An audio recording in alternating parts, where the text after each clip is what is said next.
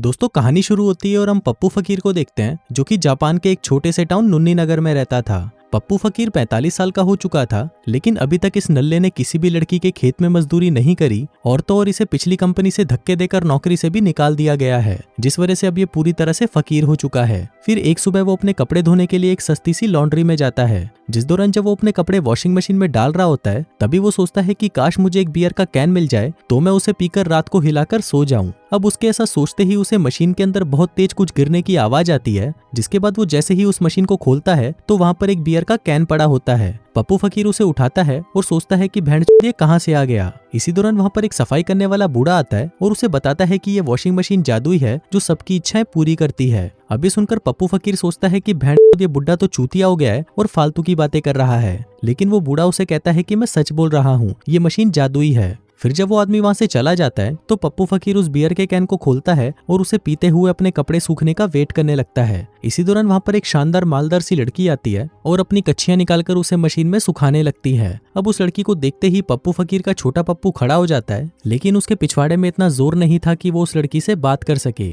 लेकिन इस बार वो ट्राई करने की सोचता है और थोड़ा सा खिसक कर उस लड़की को बैठने की जगह देता है। तभी वो लड़की भी उसमें इंटरेस्ट दिखाने लगती है और उससे बात करने की कोशिश करती है। वो कहती है कि मैंने आपको यहाँ पर बहुत बार देखा है और मैं आपका हथियार अपनी सुरंग में घुसाने के लिए तैयार हूँ। अभी सुनते ही पप्पू फकीर पूरी तरह बावली हो जाता है और उस कैन को उठाकर डस्टबिन में फेंकने लगता है, लेकिन वो नीचे गिर जाता है। फिर जब वो उसे उठाने के लिए उसके पास जाता है, तभी वहां पर बैठी वो लड़की रोने लगती है। अब ये देखकर पप्पू फकीर उससे पूछता है कि क्या हुआ। वो लड़की कहती है कि मैं जॉब के लिए 40 कंपनियों में अपनी गाड़ मरवा के आ चुकी हूँ, लेकिन किसी ने भी मुझे सेलेक्ट नहीं किया, ये बोलकर कि मेरी गुफा में वो बात नहीं है। तभी पप्पू फकीर उसे कहता है कि मुझे भी पिछली कंपनी से धक्के देकर निकाल दिया गया है। वो कहता है कि तुम जब इतनी कंपनियों में अपनी मरवा कर आ चुकी हो तो तुम्हारे पास तो बहुत ही अच्छा खासा एक्सपीरियंस आ चुका है। अभी सुनकर वो लड़की सोचती है कि अगर वो 3-4 कंपनीज में और मरवा ले तो कहीं ना कहीं तो उसकी जॉब लग ही जाएगी। वो लड़की पप्पू फकीर से इंप्रेस होकर उसे थैंक यू बोलती है, क्योंकि आज तक किसी ने भी उससे इतने अच्छे से बात नहीं की थी। फिर कुछ देर बाद पप्पू फकीर उस वॉशिंग मशीन से अपने कपड़े बाहर निकालता है और उसे बाय बोलकर वहां से जाने लगता है, लेकिन तभी वो लड़की उसे रोकते हुए कहती है कि मेरा नाम है पिंकी हुतमारी।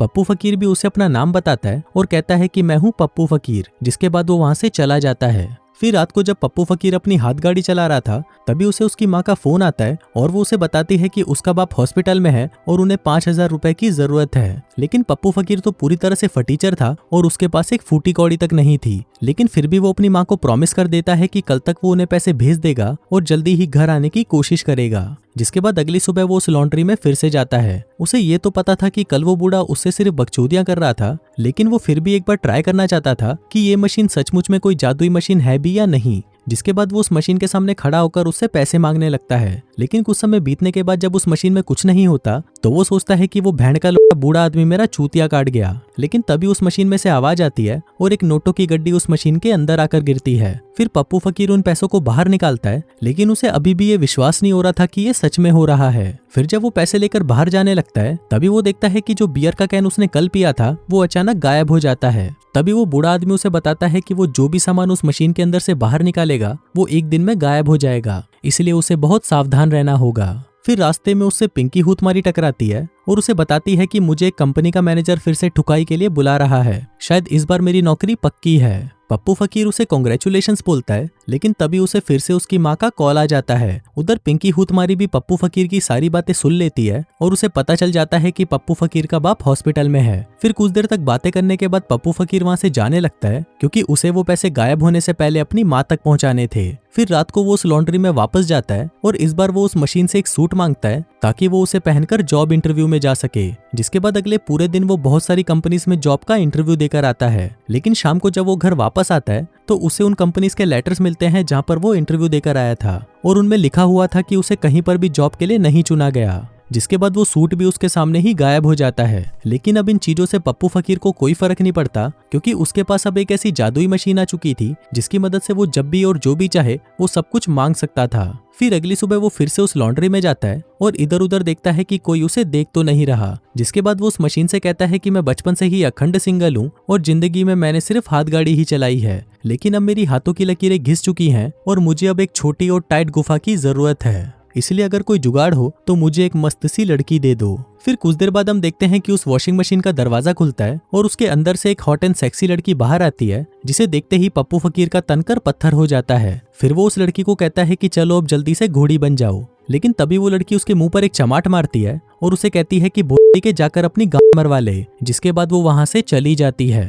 अब पप्पू फकीर की इतनी बुरी वाली बेइज्जती हो चुकी थी, लेकिन उसकी ठरक अभी चरम सीमा पर थी, इसलिए फिर से वो उस मशीन से बजाने के लिए एक लड़की मांगता है। साले ने वॉशिंग मशीन को दल्ला समझ रखा है। तभी उस मशीन में से एक और पटाखा लड़की बाहर आती है और ये तो उसके लिए घोड़ी बनने के लिए भी तैयार हो जाती है। अब ये सुनते ही पप्पू फकीर खुशी से पागल हो जाता है और वो उस मशीन से कुछ पैसे मांगकर उसे शॉपिंग करवाने के लिए बाहर ले जाता है, जिसके बाद वो उसके लिए वो सभी चीजें खरीदता है जो भी वो लड़की चाहती थी। फिर पप्पू फकीर उसे पूछता है कि क्या तुम पलंग तोड़ मजदूरी करने के लिए तैयार हो, जिस पर वो लड़की उसे कहती है कि हाँ मैं तैयार हूँ। जिसके बाद पप्पू फकीर सीधा उसे अपने घर ले जाता है। फिर जब वो दोनों बातें कर रहे होते हैं तभी मौका देखकर पप्पू फकीर उसके करीब आता है और उसे उंगली करने की कोशिश करने लगता है, लेकिन तभी वो लड़की उसका हाथ पकड़ लेती है और उसकी हथेली को देखकर कहती है कि तुम्हारी जिंदगी तो बहुत छोटी है। अब ये सुनते ही उसकी फटकर 464 हो जाती है, लेकिन तभी वो उसे इग्नोर करके अपनी मजदूरी का कार्यक्रम स्टार्ट करने लगता है। अब वो दोनों एक दूसरे को चूसने वाले होते हैं कि तभी दिन खत्म हो जाता है और वो लड़की गायब हो जाती है। सिर्फ वहां पर उस लड़की के कपड़े और गहने ही रह जाते हैं। लेकिन इस सब से भी पप्पू फकीर दुखी नहीं होता, क्योंकि अब उसके पास लड़कियों की कोई कमी नहीं थी। वो जब चाहे जितनी चाहे उतनी लड़कियां मंगवा सकता था। जिसके बाद से वो हर रोज एक नई लड़की मांगने लगता है और उस मशीन से भी हर एक लड़की अलग टाइप की निकलती है। वहीं पप्पू फकीर भी किसी को नहीं छोड़ता और वो सभी लड़कियों के साथ पलंग तोड़ और धुआंधार मजदूरी करता है। कभी कभी तो वो एक साथ 4-4 को भी ठंडा कर देता है। फिर एक दिन जब वो एक लड़की के साथ घूम रहा होता है तभी वहां पर पिंकी हुतमारी आ जाती है और उन दोनों को एक साथ देख लेती है। अब उन दोनों को साथ में देखकर पिंकी को जलन होने लगती है, जिसके बाद वो उनका पीछा करना शुरू कर देती है। फिर ये देखकर पिंकी हैरान हो जाती है कि पप्पू फकीर उस लड़की को बहुत ही महंगे महंगे गिफ्ट्स दे रहा है। वो ये देखकर हैरान थी कि पहले तो ये चूतिया एकदम फकीर था, लेकिन अब उसके पास इतने सारे पैसे कहाँ से आ गए। जिसके बाद जब पप्पू फकीर फिर से उस लॉन्ड्री में जाता है तभी उसके पीछे पिंकी भी पहुंच जाती है और उससे उन पैसों के बारे में पूछने लगती है, जिस पर पप्पू फकीर उसे कहता है कि उसकी एक लॉटरी लगी थी इसलिए उसके पास इतना पैसा है। फिर पिंकी उसे बताती है कि जिस लड़की के साथ तुम घूम रहे हो वो तुम्हारे साथ सिर्फ पैसों के लिए है और वो तुम्हें बर्बाद कर देगी। लेकिन पप्पू फकीर उसकी बात को इग्नोर कर देता है और वहां से चला जाता है। इसके बाद वो उस लड़की को अपने साथ एक रेस्टोरेंट की छत पर ले जाता है और वो उसे एक बहुत ही बेशकीमती अंगूठी पहनाते हुए कहता है कि वो उसे बहुत प्यार करता है। लेकिन फिर कुछ देर बाद वो लड़की भी गायब हो जाती है और वहां सिर्फ उसकी अंगूठी रह जाती है। जिसके बाद वो उस अंगूठी को उठाकर वहां से चला जाता है। अब क्योंकि पप्पू फकीर हमेशा ही सील पैक लड़कियां मांगता था, इसलिए वो इस बार सोचता है कि क्यों ना इस बार एक टूटी हुई सील वाली लड़की मांगू। और फिर ये मांग करते ही एक बहुत ही मस्त सी लड़की बाहर आती है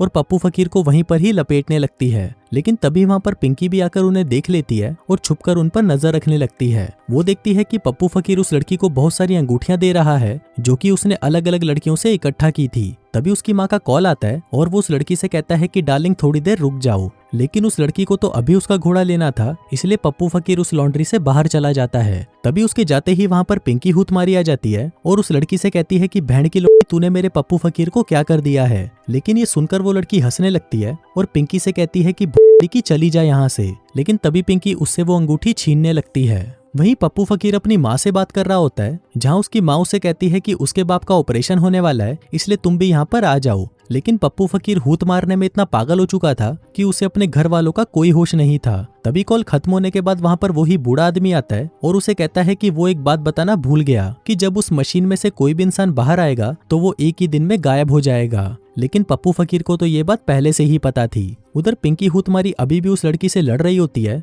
जिससे परेशान होकर वो लड़की वहां से चली जाती है। वहीं पप्पू फकीर जब वापस वहां पर आता है तो वो देखता है कि पिंकी हुतमारी रो रही होती है, जिसके बाद वो ये विश मांगती है कि काश उसका पुराना पप्पू फकीर उसके पास वापस आ जाए। अब क्योंकि उसने ये विश उस वॉशिंग मशीन के सामने मांगी थी, इसलिए उसके ऐसा कहते ही पप्पू फकीर उस वॉशिंग मशीन के अंदर चला जाता है। जिसके बाद जब वो बाहर आता है तो उसके कपड़े बदल चुके होते हैं। अब वो बिल्कुल वैसा हो चुका होता है जैसा कि वो पिंकी हुतमारी को पहली बार मिलते वक्त था। तभी पप्पू फकीर को समझ आता है कि वॉशिंग मशीन ने पिंकी की इच्छा पूरी कर दी है और अब क्योंकि वो उस मशीन से बाहर निकला है तो उसके पास जीने के लिए सिर्फ एक ही दिन बचा है। इस दौरान वो टीवी पर एक न्यूज देखता है जहाँ पर बता रहे होते हैं कि करोड़ों रुपए एक गहने की दुकान से एक ही रात में गायब हो चुके हैं और ये वही पैसे थे जो पप्पू फकीर ने उस वॉशिंग मशीन से मांगे थे। अब ये देखते ही पप्पू फकीर जमीन पर गिर जाता है और वहीं पिंकी हुतमारी को कुछ समझ नहीं आ रहा होता कि ये सब हो क्या रहा है और इसी के साथ ही ये कहानी यहीं खत्म हो जाती है। तो दोस्तों, अगर आपको ऐसी वॉशिंग मशीन मिले तो आप उससे क्या मांगोगे, मुझे नीचे कमेंट करके जरूर बताना।